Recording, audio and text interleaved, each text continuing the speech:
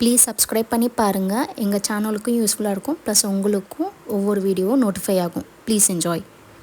Welcome to நம்ம சமையல். இன்றைக்கி பார்க்க போகிறது முட்டை உடைச்ச குழம்பு.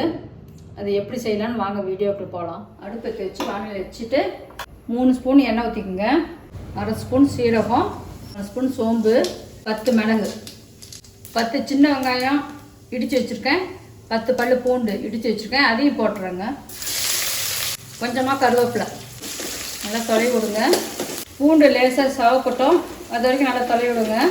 பூண்டு சமைச்சு 2 பெரிய வெங்காயம் சின்ன சின்ன அரைஞ்சிருக்கேன், அதையும் போட்டுறேன். வெங்காயம் வணங்கிறதுக்கு கொஞ்சம் உப்பு போட்டலாம். வெங்காயம் கண்ணாடி தான் வரட்டும். குழம்புக்கு வேண்டிய மிளகாத்தூள் இப்பயே போட்டு வணக்கலாம். 1/2 ஸ்பூன் இஞ்சி பூண்டு போட்டுக்கோங்க, அதையும் கிளறி போட்டுக்கலாம். பச்சை வாசம் பொரிச்சு 2 தக்காளி அடித்து வச்சுருக்கேன், அதையும் ஊற்றுறேன். பச்சை வாசம் பொரிச்சு குழம்பு மிளகாத்தூள் 2 ஸ்பூன் போட்டுக்கோங்க. தேவையான அளவு தண்ணி ஊற்றி மூடி வச்சிடலாம். குழம்புக்கு தேவையான உப்பு போட்டுங்க. 1/2 ஸ்பூன் மஞ்சத்தூள் மூடி வச்சுடுங்க. 2 நிமிஷம் நல்லா மூடி வச்சுருங்க. அப்படியே எண்ணெய் பிரிஞ்சு வந்துடுச்சு. 2 தூள் தேங்காய் போட்டு 1/4 ஸ்பூன் சீரகம் போட்டு அரைச்சி வச்சுருக்கேன், அதே இதில் ஊற்றுறேன். அடுப்பு தூக்கி விடுங்க.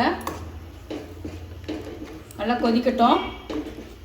சமயத்தில் உப்பு காரம் பார்த்துருங்க. மூடி வச்சுருங்க. 2 நிமிஷம் நல்லா கொதிக்கட்டும். குழம்பு நல்லா கொதிக்குது. அடுப்பை மீடியமாக வச்சு 5 முட்டை போடுறேன். மீடியமில் ஒரு 10 நிமிஷம் இப்படியே மூடி வச்சுருங்க. 10 நிமிஷம் ஆச்சு, திறந்து பார்க்கலாம்.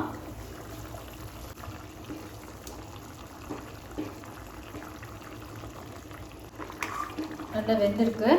அடுப்பு ஆஃப் பண்ணிடலாம். முட்டை குழம்பு ரெடி ஆயிடுச்சு. வீட்டில் செஞ்சு பாருங்கள். எப்படி இருக்குதுன்னு கமெண்ட்டில் சொல்லுங்கள். வேறு ஒரு ரெசிப்பியில் சந்திக்கலாம். நன்றி.